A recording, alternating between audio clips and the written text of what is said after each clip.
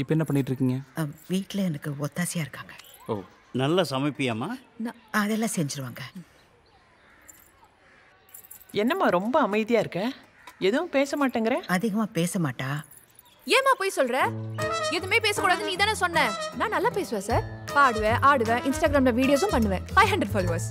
நீங்களும் ஃபாலோ பண்ணுங்க. 500 1 2 3.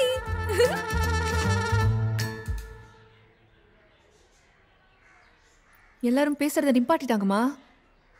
ஹலோ, நான் தான் பேசக்கூடாது, நீங்களே பேசலாம்.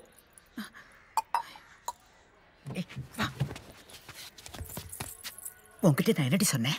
அறிவு கட்ட நாயே. நான் இனி திட்டாத.